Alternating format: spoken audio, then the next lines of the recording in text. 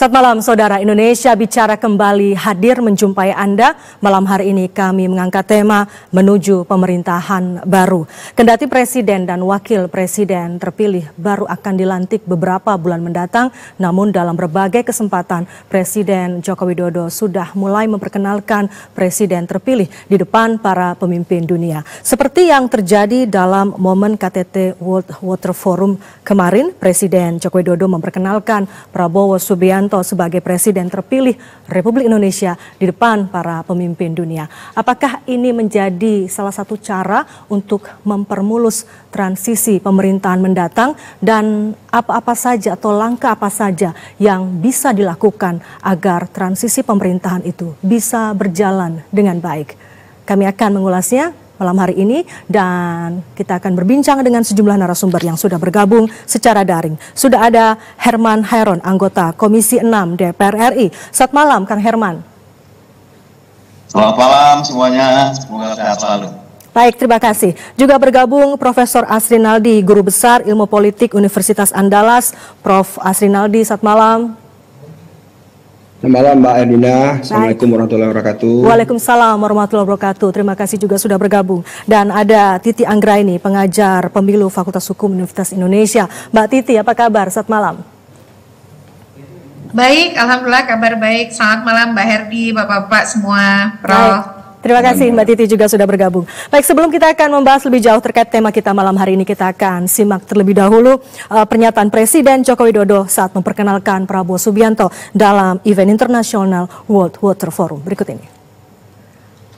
And in relation to continuity, in October, my term as President will come to an end.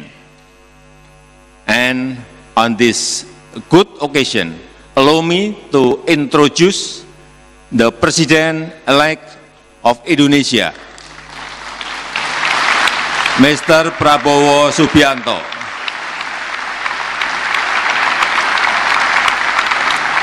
who is currently serving as the Minister of Defense, who will continue Indonesia's commitment to contribute toward world water management. Terima kasih Pak Prabowo.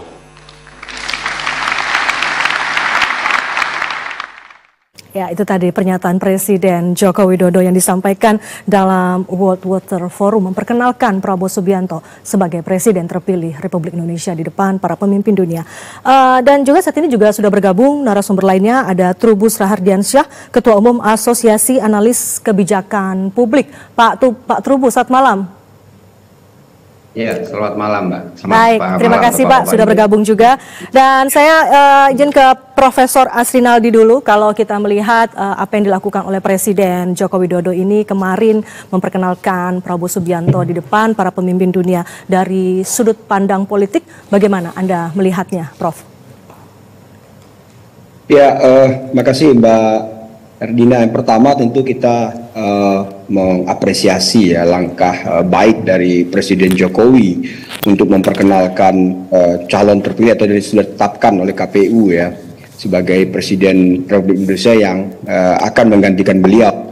Karena di forum itu forum dunia dan forum yang menghadirkan banyak kepala negara dan pejabat-pejabat setingkat menteri yang barangkali menurut saya juga akan membuat keputusan penting dalam hubungan bilateral dan multilateral dengan Indonesia. Nah, yang kedua, ini juga momen yang sangat baik juga menurut saya ya, proses transisi pemerintahan yang akan dibuat oleh Jokowi akan menggambarkan bahwa tidak ada persoalan besar dalam transisi kepemimpinan di Indonesia, bahwa Pak Prabowo yang menjadi menteri Pak Jokowi itu menerima kepemimpinan ini dengan cara yang baik dan masyarakat bisa menerima. Nah, ini dibuktikan dengan kehadiran beliau selalu dalam kegiatan-kegiatan penting yang dihadiri oleh Pak Jokowi.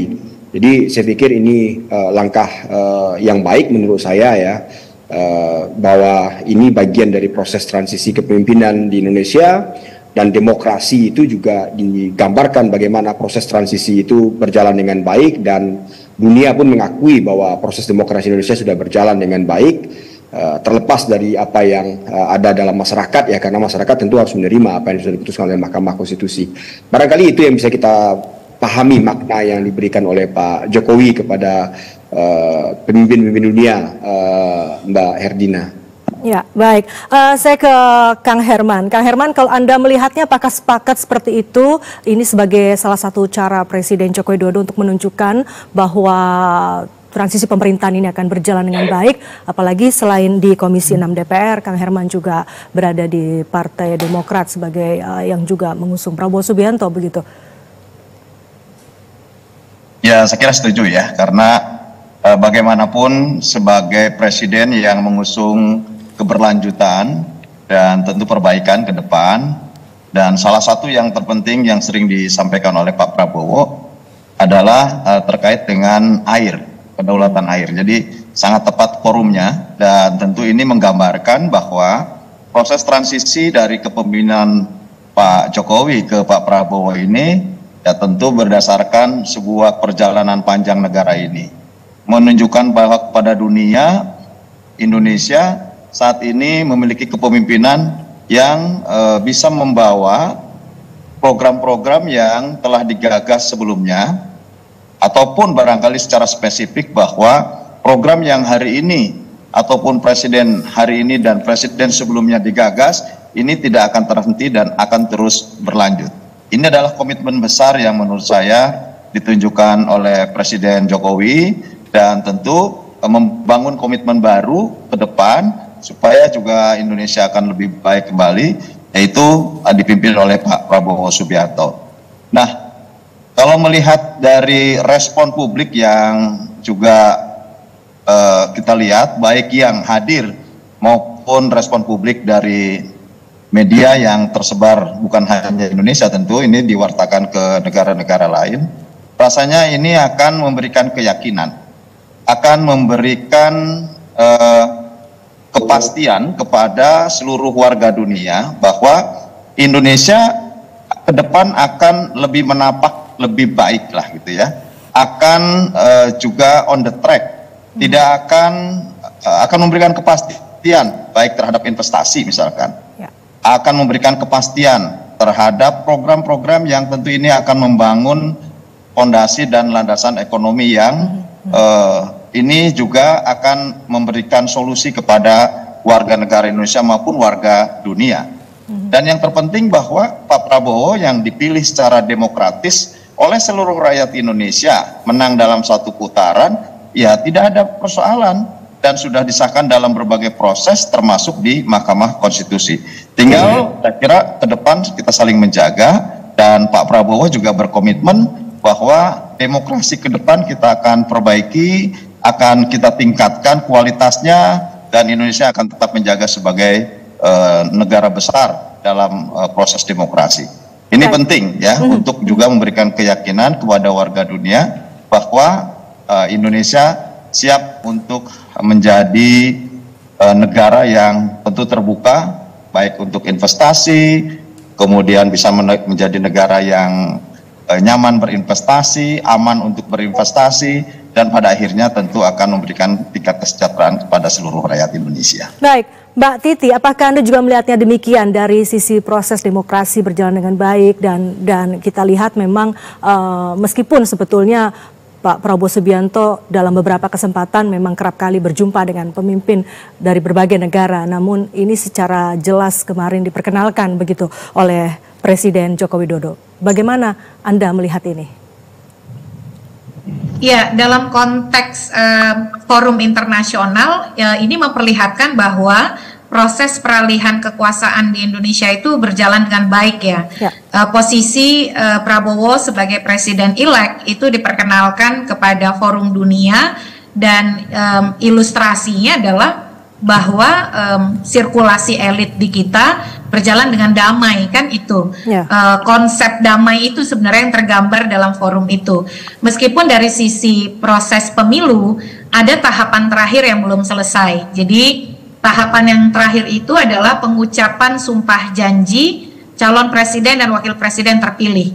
Itu kan baru 20 Oktober nanti berlangsung, dan periode tunggu atau masa tunggu menuju pengucapan sumpah janji itu cukup lama. Nah, ini 5 bulan nih. Dalam proses 5 bulan itu tentu saja banyak hal yang bisa terjadi. Dalam kaitannya dengan pergaulan internasional, gambaran yang diberikan adalah proses peralihan kekuasaan yang berlangsung dengan aman, damai, tertib, begitu ya. Itu yang sangat ditangkap oleh delegasi internasional. Nah, tetapi di saat yang sama, kalau saya menilai, tantangan terbesar itu adalah di dalam negeri sebenarnya, karena 5 bulan yang lama ini dengan Presiden Jokowi yang masih berada pada kepemimpinan periode 2019-2024, di saat yang sama juga secara politik akan ada masa adaptasi begitu ya. Yang dikhawatirkan adalah jangan sampai di masa 5 bulan ini yang terjadi justru tidak aman dan damai di dalam negeri karena keluarnya kebijakan-kebijakan yang kontroversial. Mbak Titi, nah ini kan disebut dengan masa lemdak gitu. Ya, Mbak Titi izin, apakah mungkin justru dengan cara ini Presiden Joko Widodo juga ingin menunjukkan bahwa seperti yang kemarin juga sempat disampaikan oleh Prabowo Subianto misalnya, jangan ganggu pemerintah begitu. Apakah ini juga mungkin salah satu cara itu barangkali?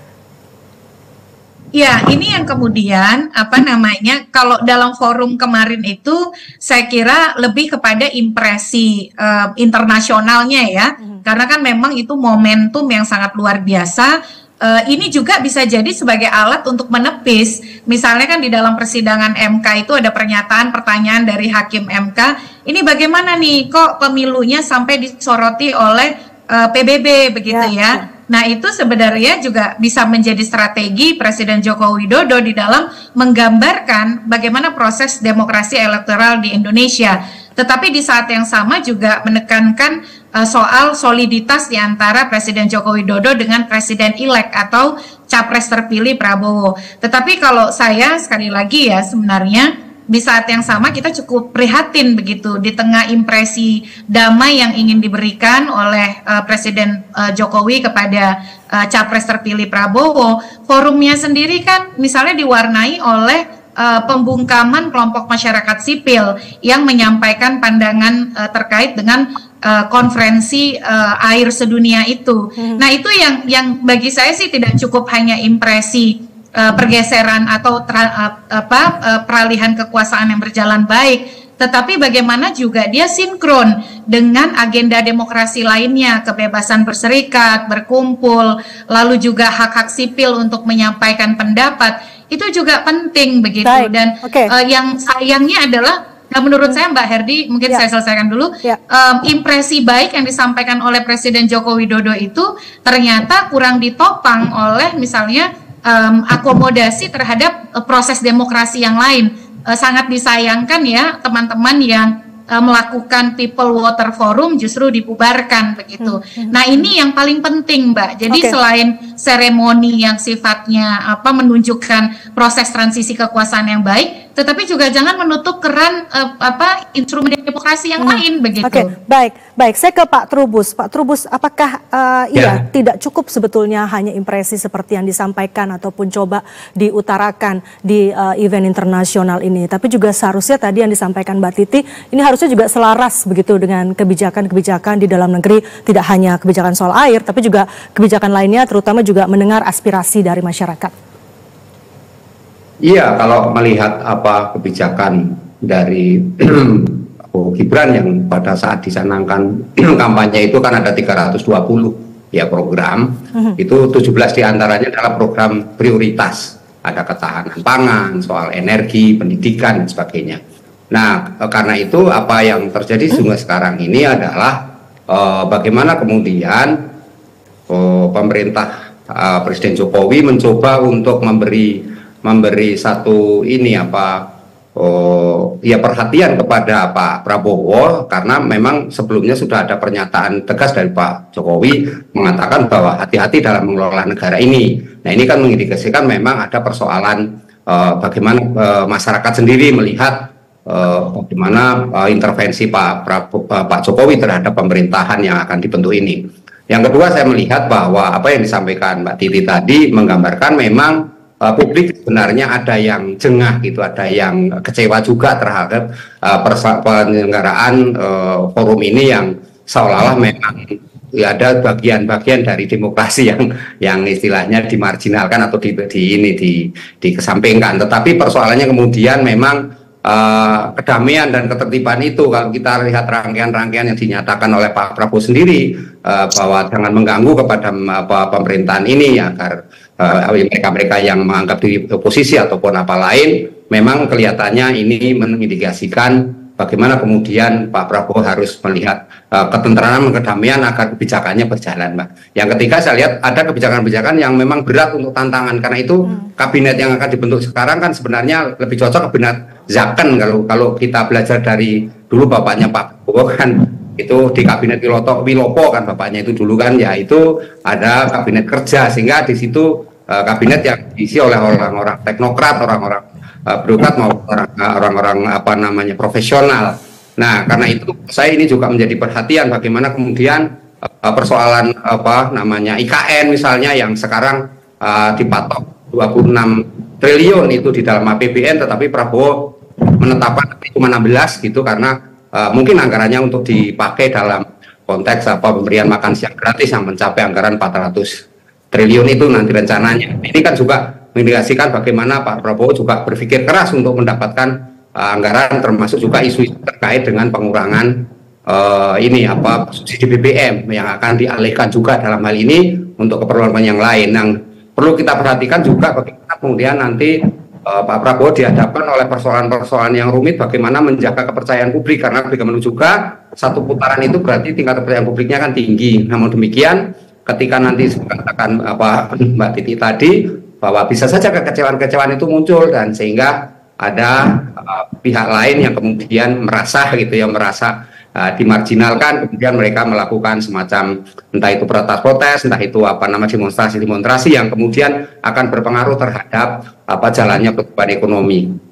Yang lain memang saya melihat juga Pak Prabowo lebih mengedepankan pada bagaimana kemudian kebijakan populis yang ditetapkan itu nantinya tetap berjalan apapun resikonya, sehingga apa yang dilakukan selama ini begitu diketok sebagai presiden itu ya oleh KPU itu, maka kemudian kerja keras untuk merangkul lawan-lawan politiknya juga di dalam satu koalisi. Nah, ini juga menentukan bagaimana kepandaian Pak Prabowo nanti dan Gibran dalam berkoordinasi, berkolaborasi untuk menciptakan satu suasana yang kondusif dan suasana kerjanya bisa tercapai. Ada 5 tahun masa ini, tentu juga Pak Prabowo berpikir bagaimana 5 tahun yang ke depan, kan sudah dipikirkan sekarang. Kalau perencanaannya tidak matang, kebijakannya bisa jadi itu nanti akan menjadi bumerang dan belum tentu terpilih kembali untuk periode kedua. Nah, ini kan pada hal ini sudah mulai ada pemikiran-pemikiran setidaknya para orang-orang lingkaran di Pak Jokowi sendiri. Dan orang-orang Pak Jokowi sendiri yang selama ini dikatakan dititipkan juga, saya rasa juga harus kerja keras juga itu untuk menunjukkan bagaimana kinerja. Nah, yang terkait dengan anggaran, Pak. Anggaran ini yang kebijakan mengenai anggaran ini paling rumit, karena itu menurut saya ini pemerintah Pak Prabowo Gibran harus kerja keras ya mencari anggaran yang karena itu ada istilahnya cita-cita keinginan untuk menambah kementerian yang selama ini 34 menjadi 40 wacana itu, dan terbukti dengan rencana untuk merevisi Undang-Undang Nomor 39 itu tentang Kementerian Negara, dan berbagai kementerian sudah diusulkan berbagai pihak, mungkin akan menjadi upaya yang harus dilakukan oleh Prabowo dalam rangka untuk mempercepat program-program yang selama ini sudah dijanjikan dalam masa-masa kampanye kemarin. Saya kira itu, Mbak. Nanti kita akan bedah lagi satu persatu, tapi kita harus jeda terlebih dahulu. Saudara, tetaplah bersama Indonesia Bicara. Kami akan kembali selepas jeda yang berikut ini.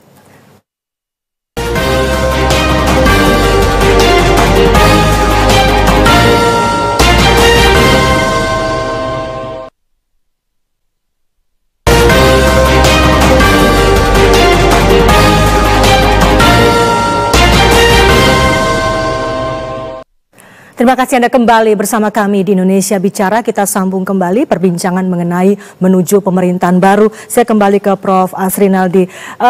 Tadi disebutkan juga oleh narasumber lainnya bahwa termasuk juga Prof. bahwa ini adalah salah satu cara untuk menunjukkan transisi pemerintahan akan berjalan baik, bahwa soliditas terjadi di sana begitu. Tapi di sisi lain kita juga melihat misalnya ada pertemuan Presiden Joko Widodo dengan Mbak Puan Maharani yang terlihat sepertinya juga harmonis begitu ya. Tapi di sisi lain Presiden Jokowi tidak diundang misalnya dalam Rakernas PD Perjuangan. Ini artinya apa kalau Prof melihat? Ya, sebenarnya kan keinginan dari Presiden Prabowo ya, itu kan lebih kepada bagaimana menggabungkan semua kekuatan politik ya dalam pemilu 2024 yang lalu itu yang sudah kalah, yang sudah tidak lagi di dalam pemerintahan ya, artinya karena memang sudah kalah tentu posisinya adalah ya, pada kedudukan di luar pemerintahan.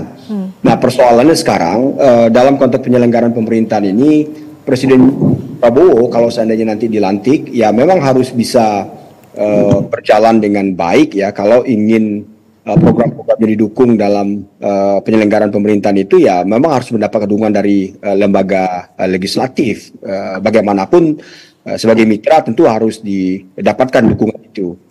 Nah, melihat dari kekuatan yang didapat oleh Pak Prabowo tentu tidak begitu banyak ya kalau kita berasumsi bahwa apa yang menjadi lawannya atau yang menjadi pesaing Pak Prabowo dalam hal ini pasangan 01 dengan koalisi partainya, ada pasangan 03 dengan koalisi partainya, ya saya pikir tidak terlalu jauh kedudukannya di parlemen, di legislatif, di DPR gitu. Nah keinginan-keinginan seperti itu kan juga akan mengganggu dalam tanda kutip yang dianggap oleh Pak Prabowo. Mau tidak mau tentu harus dapat dijembatani lah. Makanya pertemuan-pertemuan rutin itu perlu dilakukan. Kita juga mendengar isu presidensial club, kita juga mendengar isu atau polemik terkait dengan kementerian yang ditambah. Itu kan bagian dari strategi untuk mengakomodir kepentingan-kepentingan politik ya dalam konteks power sharing itu. Nah terlepas dari itu semua, usaha itu kita beri apresiasi. Tapi perlu diingat juga dalam konteks demokrasi yang kita bangun bahwa kekuasaan itu perlu juga diawasi gitu. Nah siapa yang mengawasi? Tentu DPR. Nah siapa di DPR ini ya anggota partai politik atau partai politik yang memang di luar pemerintahan. Idealnya begitu gitu. Apakah mereka bisa bergabung dan boleh bergabung? Boleh saja. Tapi kan apa yang diinginkan masyarakat ya kita lihat bahwa dalam konteks pemilu kemarin ini ya mestinya masyarakat juga harus diapresiasi karena pilihan mereka tidak kepada Pak Prabowo, kepada 0103 juga dianggap sebagai bagian bahwa mereka siap untuk di luar pemerintahan dan menjaga pemerintahan Pak Prabowo. Kan itu yang sebenarnya harus dimaknai. Tapi kan karena memang dinamika kita ini tidak seperti itu, tidak seperti bagaimana negara-negara yang sudah mapan berdemokrasi, bahwa posisi itu dianggap suatu yang aneh dan suatu yang dianggap mengganggu, ya ini yang membuat beberapa pertimbangan untuk bisa menggabungkan beberapa kekuatan. Nah termasuklah dalam hal ini bagaimana Pak Jokowi mendatangi atau mereka berkomunikasi dengan Mbak Puan, karena bagaimanapun ikon atau menjadi simbol dari PDI selain Bu Mega ya tentu Mbak Puan. Nah bagaimana pembicaraan mereka itu saya yang meyakini tidak hanya sekedar komunikasi hari-hari ya, tapi barangkali sudah bicara politik terkait dengan itu. Ya. Penjajakan lah paling tidak bagaimana posisi PDI Perjuangan. Andainya PDI Perjuangan bisa bergabung, ya saya pikir kekuatan besar bagi Pak Prabowo dalam melaksanakan program-programnya yang menurut saya cukup berat. Tadi sudah dibilang oleh Pak Trubus, Mbak Titi juga, Pak Herman juga, ya memang harus bisa berjalan dengan baik karena janji beliau itu harus dipenuhi dan harus dibuktikan kepada masyarakat. Bukan mudah gitu. Ya, Kang Herman, ya, apakah saya ke Kang Herman, apakah penjajakan itu siapa sih sebetulnya sekarang ini yang sedang melakukannya? Kalau dulu kan di era kita melihat misalnya pada saat Presiden Joko Widodo terpilih begitu ya di 2014, ketika itu ada tim transisi begitu yang untuk mempermulus jalannya pemerintahan. Saat ini peran-peran itu diambil oleh siapa? Dan kemarin kita sempat mendengar akan ada tim, kemudian ada usulan sekretariat gabungan. Apakah itu masih akan terus berlanjut? Dan kalau bicara soal PD Perjuangan itu tadi lagi, apakah juga ada penjajakan ke arah sana begitu? Begini, saya ke belakang sedikit dulu ya. Tadi banyak mengkritisi kita, sebetulnya konteks dan topik ini adalah bagaimana Pak Prabowo ke depan. Tapi tadi mengkritik dari sisi demokrasi dan lain sebagainya. Pak Prabowo akan dilantik insya Allah tanggal 20 Oktober. Ya, setelah tanggal 1 Oktober nanti akan dilantik parlemen baru. Tentu nanti akan pelantikan presiden. Nah, bicara saat ini tentu semestinya meletakkan bahwa Pak Prabowo nanti setelah dilantik gitu. Nah, oleh karena itu tidak pas lah kalau kemudian tadi dihubung-hubungkan dengan proses demokrasi dan lain sebagainya. Toh dilantik aja nanti tanggal 20 Oktober gitu. Nah, tetapi lebih daripada itu, Pak Prabowo itu orang yang mengedepankan persatuan dan kesatuan bangsa.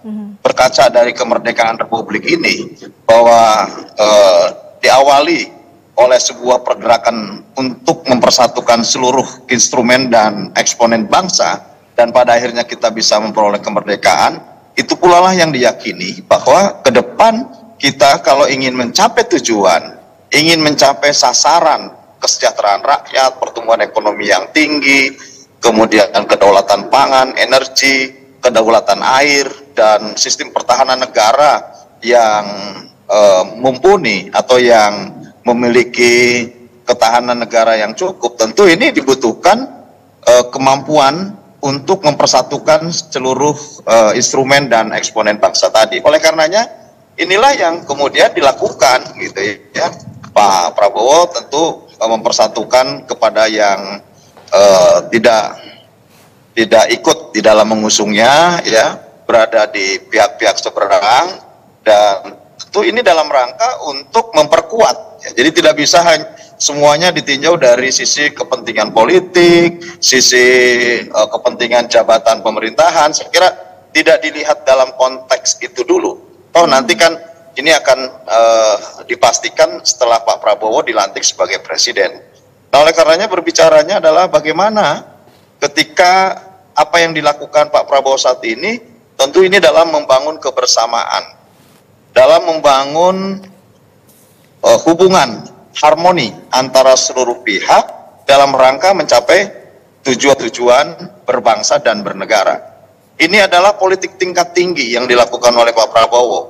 Pak Prabowo melepaskan berbagai kepentingan pribadi dan kelompoknya, dan kemudian merangkul siapapun yang tentu ini punya potensi untuk bisa membawa bangsa ini lebih baik ke depan.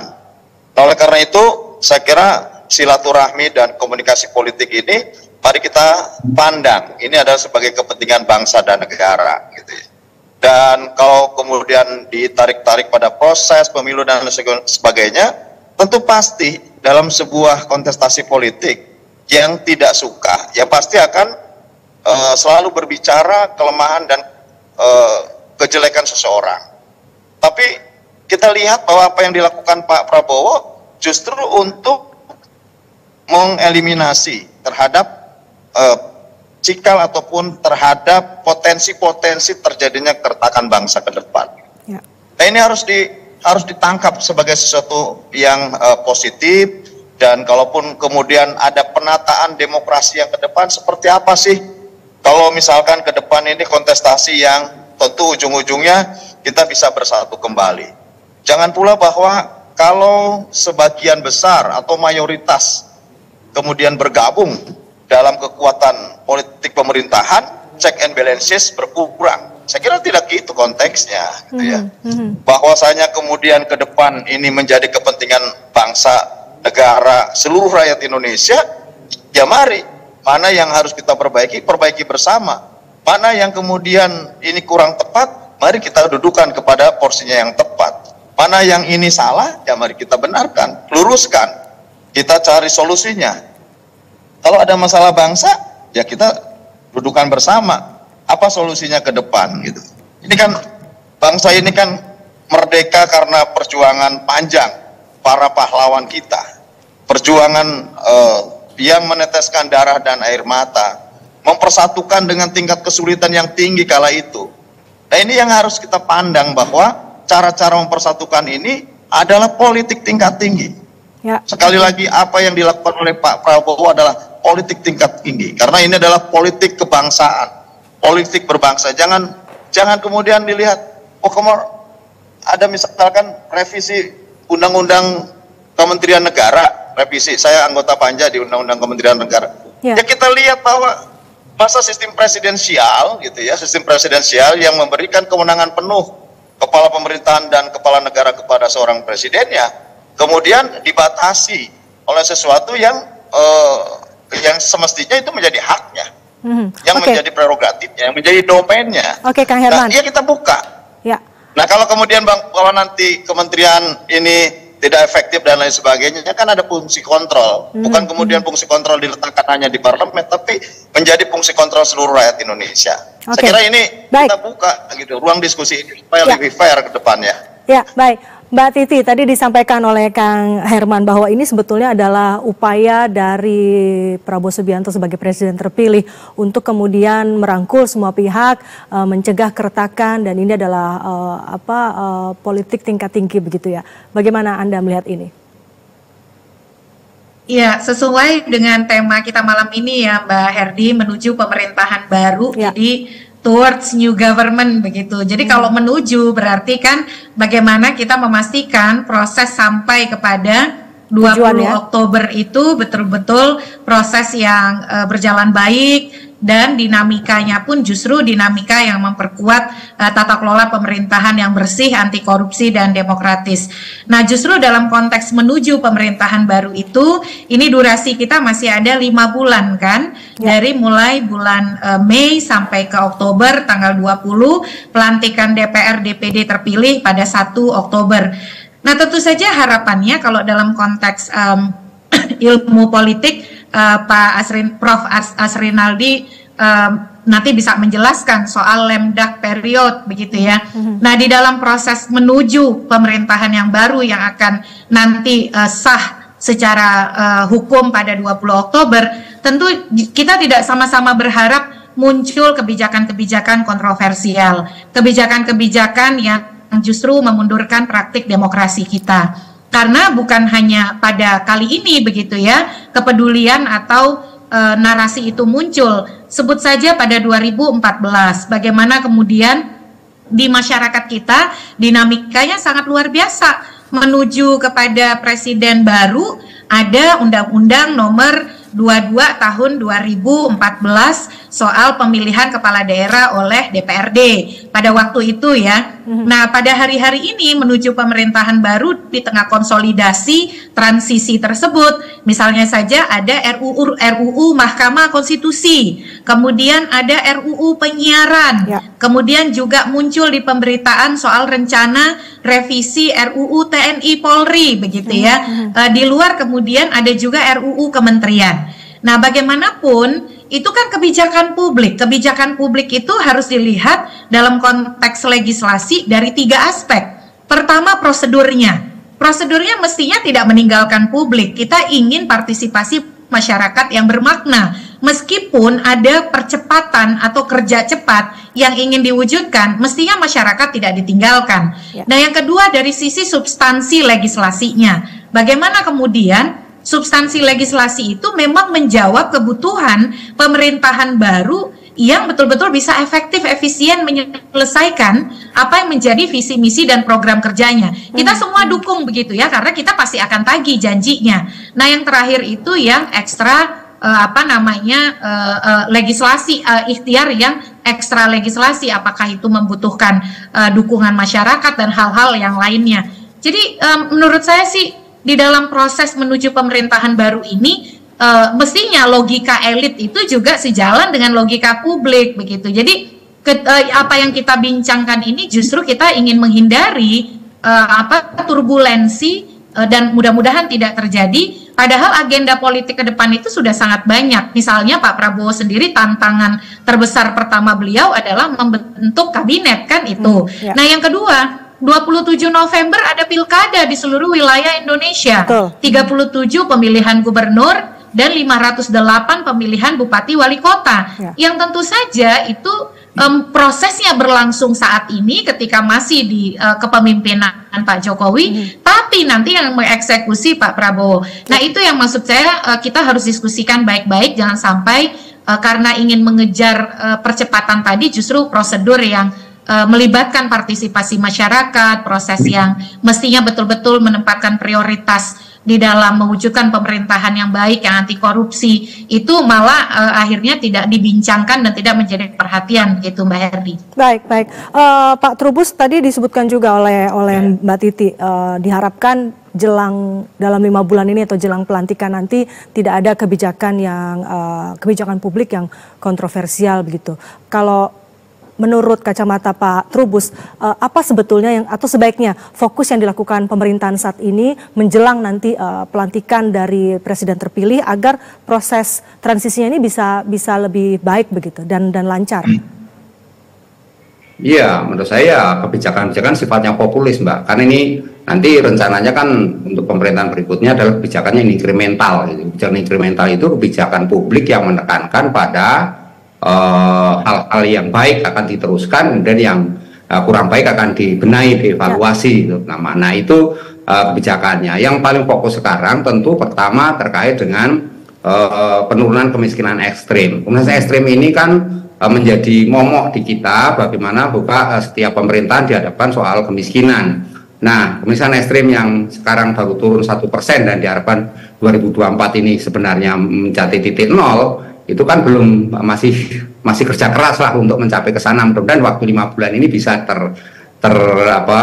terwujud lah, setidaknya berkurang banyak gitu, tidak hanya 1%. Yang kedua terkait dengan ini kebijakan yang berkaitan dengan banyaknya pengangguran di kalangan Gen Z maupun khususnya Gen Z ya, untuk usia sampai 24 itu yang sekarang ini disampaikan oleh Menaker adalah sangat tinggi sekali ya, sehingga ini juga menjadi tantangan tersendiri bagaimana Gen Z itu yang kemarin bagian dari orang yang ikut terlibat dalam pilpres ya, yang memenangkan itu. Nah, ini juga harus diberikan ruang bagaimana kebijakan dia mendapatkan pekerjaan. Minimal lapangan pekerjaan kan menjadi persoalan di mana kemudian para Gen Z maupun milenial ini dihadapkan oleh kebutuhan yang menurut saya agak sulit ya, karena memang lapangan pekerjaannya belum ada. Nah, ini tugas berat Pak Presiden, dalam ini Pak Jokowi dan nanti dilanjutkan oleh Pak Prabowo untuk menciptakan lapangan pekerjaan. Yang lainnya, ketiga adalah kebijakan terkait dengan ini bansos. Bansos ini apakah harus diteruskan terus dalam konteks khusus mengenai jaring pengaman sosial yang sifatnya urgen-urgen saja, dalam arti yang pokok saja, atau akan ditambah dengan kebijakan-kebijakan yang lain. Misalnya pada era Pak Jokowi ini kan ada kebijakan misalnya bansos El Nino misalnya. Ini kan sesuatu yang sifatnya di dalam kebijakan publik sebelumnya tidak ada, tapi karena situasi ya, harusnya di situasi dalam karena kekeringan, panen yang terpaksa mundur gitu ya. Ini kemudian terpaksa pemerintah mengeluarkan kebijakan yang terkait dengan itu El Nino, bansos. Nah, sehingga bansos ini kan telah menenangkan publik selama ini, karena masyarakat bawah khususnya MBR, masyarakat berpenghasilan rendah selama ini dihadapkan oleh ini kebutuhan-kebutuhan pokok yang terus merangkak naik, dan disinilah kemudian peran bansos yang sudah dilakukan oleh Pak Jokowi, mudah-mudahan oleh Pak Prabowo dilanjutkan lagi sehingga ketenangan publik akan terwujud. Yang ketiga terkait kebijakan ini pendidikan. Nah, pendidikan ini kan menjadi problem karena orang-orang yang tidak mampu menurut Pak Jokowi itu nanti akan diberi bantuan untuk disubsidi ataupun diberikan beasiswa untuk sekolah. Nah, ini kan hal yang memang memberi harapan baru. Nah, apalagi yang terkait anak sekolah itu diberikan makan siang gratis dan susu gratis juga yang ke depan akan dilakukan. Tetapi dalam tempo yang 5 bulan ini saya kira Pak Jokowi sudah merintis banyak hal yang menurut saya harus dilanjutkan ya, terkait dengan masalah-masalah pendidikan. Baik. Nanti kita akan kembali sambung perbincangan ini, saudara, namun kita harus jeda terlebih dahulu. Saudara, tetaplah bersama kami. Indonesia Bicara akan kembali sesaat lagi.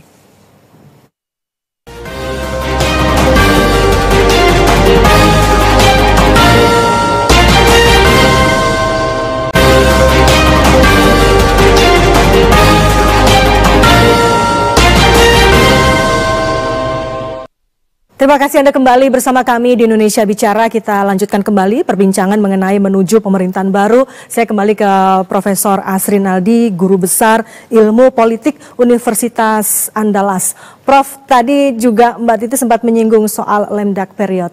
Dan ini masih ada 5 bulan sebelum pelantikan. Apa yang harus betul-betul dijaga oleh semua pihak begitu agar prosesnya ini berjalan baik, meskipun di sana sini ada kita mengapresiasi begitu ya apa yang dilakukan oleh Presiden Joko Widodo dengan memperkenalkan presiden terpilih. Mungkin itu yang dalam pemerintahan yang lalu kita belum melihat hal itu, tapi itu dilakukan sekarang. Dan apa kemudian yang harus dijaga dengan betul-betul agar prosesnya bisa berjalan baik hingga 5 bulan nanti? Ya, saya sangat setuju dengan Mbak Titi tadi ya, mengatakan bahwa 5 bulan ini bukan waktu yang yang dibiarkan begitu saja, karena bagaimanapun tentu akan ada kebijakan-kebijakan yang dibuat. Bukan berarti kita curiga, tidak, tapi kan persoalan-persoalan yang sekarang dibahas publik itu, misalnya RUU MK, RUU penyiaran, RUU TNI Polri, itu kan bisa saja dikaitkan dengan bagaimana penyelenggaraan pemerintahan ke depan itu menjadi lebih smooth, lebih baik, dan tidak ada, karena bahasa Pak Prabowo sendiri tidak ada gangguan lah dalam tanda kutip gitu ya. Tidak ada persoalan menurut saya sepanjang memang itu memang dibicarakan dengan publik, karena kita negara demokrasi tentu perlu ada uji publiknya gitu. Jangan kita mengatakan bahwa elit tahu semua dengan keinginan publik. Saya pikir juga tidak benar dalam demokrasi seperti itu. Kita harus juga memberi apresiasi kepada publik bahwa demokrasi itu kan partisipasi kuncinya. Ada dua nilai dasar demokrasi. Pertama, kontestasi sudah selesai melalui pemilu. Ada partisipasi juga. Nah, ketika pemilu sudah selesai, partisipasi dalam konteks memilih suara selesai, tapi partisipasi dalam mengawasi penyelenggaraan pemerintahan adalah hak warga negara gitu. Bukan berarti kita juga tidak mengatakan bahwa memberi cek kosong juga pada penyelenggaraan pemerintahan Pak Prabowo. Saya yakin dan percaya rakyat sangat bijak sekali mendukung Pak Prabowo. Nah, sekarang yang ditunggu oleh rakyat itu adalah bagaimana Pak Prabowo bersama koalisinya memenuhi semua janji-janji politiknya. Kalau ingin dikatakan bahwa Pak Prabowo memang adalah presiden yang memang memenuhi keinginan masyarakat melalui janji-janjinya itu. Nah, itu yang pertama, Mbak Herdi. Yang kedua, barangkali penting juga, jangan sampai nanti polemik-polemik yang muncul dalam konteks perubahan kebijakan, sebagaimana sampaikan tadi, itu menimbulkan sangka masyarakat. Ini kan akan mengganggu proses transisi ini. Karena ada polemik, kita tahu, lihatlah sendiri, misalnya MK, yang undang-undang MK, maksudnya RUU MK ya, atau RUU penyiaran, yang sekarang juga heboh bahwa persoalan investigasi, persoalan laporan yang dipublikasikan, itu kan juga mengancam kebebasan hak berserikat dan berkumpul untuk menyampaikan pendapat lisan dan tulisan, misalnya seperti itu. Ini kan juga menjadi persoalan. Nah, tentu kita berharap proses transisi ini smooth, tanpa ada polemik-polemik yang justru memunculkan kecurigaan-kecurigaan. Barangkali itu yang paling penting dijaga, Mbak Herdi. Kang Herman, kalau dari anggota legislatif sendiri atau DPR sendiri, melihatnya seperti apa? Ini kan ada suara-suara dari masyarakat. Artinya begini, bukan berarti kemudian ada pihak-pihak yang tidak move on, tapi ini lebih kepada bahwa dalam setiap proses demokrasi itu pasti ada proses pengawasan juga begitu. Apakah kita juga bisa melihatnya seperti itu atau bagaimana, Kang? Terutama kalau kita bicara ini ada pemerintahan baru yang tentu ini juga legitimate, ada lebih dari 50% suara di sana begitu. Bagaimana Anda melihatnya? Dan apa yang harus betul-betul dijaga oleh kita semua? Iya, saat ini pemerintahan masih pemerintahan 5 tahun yang lalu gitu. Bahkan kalau mau tarik mundur sebetulnya ya pemerintahan 10 tahun yang lalu gitu ya. Dan proses-proses yang terjadi di DPR yang melibatkan seluruh partai-partai atau seluruh fraksi-fraksi yang ada. Dan kalau tadi bahwa memang ada yang merasa tidak dilibatkan dalam pembahasan ataupun disosialisasikan dalam perjalanannya, ya tentu tidak akan seluruhnya kita jangkau gitu ya. Namun perlu disampaikan bahwa tahapan-tahapan proses revisi undang-undang itu juga proses panjang karena harus ditetapkan. Pertama harus ditetapkan dalam prolegnas. Prolegnas itu program legislasi nasional selama 5 tahun kita tetapkan, dan kemudian kalau ada sesuatu yang urgent tentu diusulkan apakah oleh DPR maupun oleh pemerintah. Nah, kemudian ditetapkan dalam prolegnas tahunan menjadi prolegnas prioritas dalam tahun berjalan ke depan. Oleh siapa? Ditetapkan oleh pemerintah bersama dengan DPR yang melibatkan seluruh fraksi-fraksi. Jadi ya konteks tidak dilibatkannya di mana, karena kan seluruhnya juga dalam proses tersosialisasi dengan para pihak. Ya. Nah, kalau kemudian bahwa ada tuntutan ingin pada sosialisasi yang lebih bermakna, ya harus proaktif, karena memang semuanya tidak bisa dijangkau, baik dari kemampuan anggaran, kemampuan waktu yang tersedia, memang ya terbatas. Kita dituntut misalkan per komisi harus menyelesaikan 2 undang-undang dalam 1 tahun. Ini kan ada target-target di setiap alat kelengkapan DPR. Nah, oleh karenanya tidak ujuk-ujuk, tidak muncul tiba-tiba ya. Karena ada juga undang-undang kumulatif yang ini memang terdampak karena terjadinya judicial review di Mahkamah Konstitusi misalkan. Ini kan ya memang harus dibahas, harus diselesaikan. Baik. Bagaimana tahapannya? Tahapannya mengikuti terhadap tahapan-tahapan yang telah diatur di dalam undang-undang peraturan perundang-undangan. Baik. Artinya Kak juga Herman, sebetulnya semua tahapan dilakukan. Memang ada percepatan.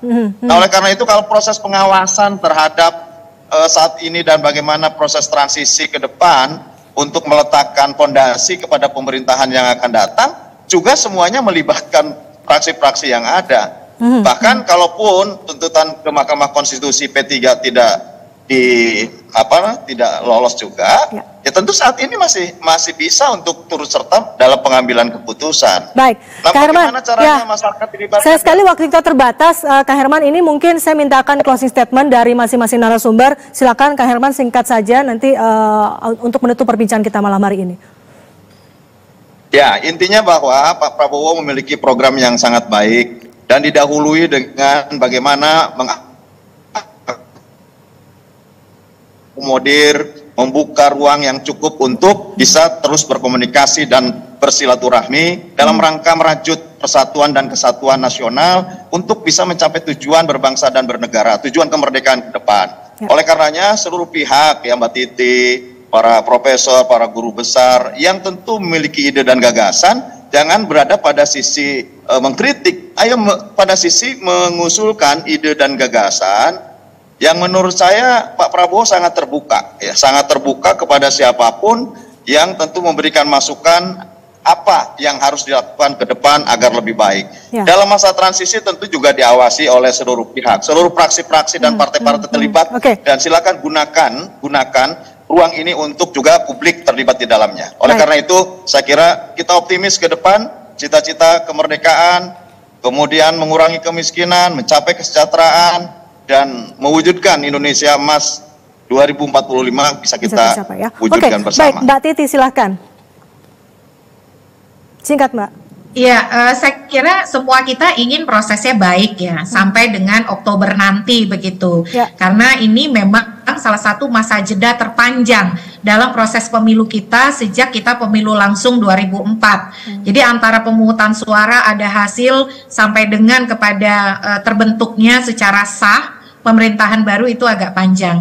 Dalam salah satu ciri dari demokrasi itu adalah checks on government, pengawasan pada pemerintahan. Siapapun pemerintahan yang terpilih, selesai pemilu tentu saja sebagai warga negara, kita beralih dari pemilih menjadi civic warga negara yang punya peran mengawasi. Dan selain itu pengawasan pada pemerintahan dibutuhkan melalui hadirnya parlemen yang efektif, yang bukan hanya stempel atau rubber stamp bagi apa yang menjadi proposal eksekutif. Yang kedua, kekuasaan kehakiman yang independen, dan yang terakhir media yang berintegritas. Jadi ini tugas kita bersama, orang-orang yang memerankan pengawasan tersebut tentu berpegangan pada nilai-nilai demokrasi, bukan ancaman, tapi dia justru menjaga agar kekuasaan itu tidak tergelincir menjadi sewenang-wenang. Jadi mari kita awasi pemerintahan baru agar semua program-program visi misinya bisa berjalan dan dipenuhi sesuai dengan apa yang menjadi komitmen ketika proses pemilu yang lalu berlangsung. Baik, terima kasih Mbak Herdi. Ya, baik, Pak Trubus silakan singkat Pak Trubus. Ya, menurut saya kebijakan populis yang sudah ada yang dilakukan oleh Pak Jokowi ini beberapa hal harus segera diselesaikan mengenai undang kesehatan yang dimana ada turunannya mengenai RPP-nya sampai hari ini belum selesai. Itu juga harus segera diselesaikan sehingga menjadi pedoman dalam pelaksanaan undang-undang kesehatan dan penanganan kesehatan yang mungkin akan terjadi di masa yang akan datang. Yang kedua terkait dengan kebijakan penghapusan kelas dalam rawat inap segala itu juga harus menjadi perhatian, di mana kemudian persoalan-persoalan publik itu harus segera diselesaikan, jangan sampai kemudian menggantung. Yang ketiga tentu kebijakan yang berbau jangka pendek ini segera semuanya diselesaikan, yang kemarin belum selesai. Misalnya mengenai PSN, proyek strategis nasional itu kan masih ada 48 yang harus selesai dalam tempo ini, dan itu ada beberapa yang perlu dievaluasi. Nah, ini segera dievaluasi, kalau memang tidak selesai itu harus segera diselesaikan ataupun ditunda atau dilanjutkan oleh pemerintah berikutnya. Ya, nah, ini hal-hal menurut saya yang penting itu, Mbak. Ya, tidak hanya pekerjaan rumahnya saja yang banyak, tapi juga ini menjadi tantangan tersendiri begitu ya bagi pemerintahan baru. Pak Profesor Asrinaldi, silakan singkat, Prof. Ya, saya yakin masyarakat Indonesia juga bijak untuk mendukung Presiden Prabowo nanti setelah dilantik. Tapi juga masyarakat akan awasi, mau tidak mau tentu akan diawasi. Begitulah demokrasi itu bekerja gitu. Bukan berarti mengawasi itu mengkritik. Kritik bagian dari proses demokrasi menurut saya. Tidak ada larangan untuk kritik sepanjang konstruktif. Ya. Dan itu juga masukan bagi anggota DPR agar semuanya berada di jalur yang benar untuk Indonesia Emas 2045. Barangkali itu, Mbak Herdi. Baik, terima kasih banyak Profesor Asrinaldi, Kang Herman Hairon, Mbak Titi Anggraini, dan juga Pak Trubus sudah berbincang malam hari ini bersama kami di Indonesia Bicara. Sehat selalu Bapak-Bapak dan Mbak Titi, terima kasih sekali lagi, salam sehat. Terima kasih. Terima kasih ya Mbak Titi semua, Pak Herman. Mbak Titi. Ya, baik, dan saudara, ini sekaligus menjadi akhir dari perbincangan kita dalam Indonesia Bicara malam hari ini. Atas nama kerabat kerja yang bertugas, saya Herdina Suherdi, pamit undur diri. Selamat malam, terima kasih dan sampai jumpa.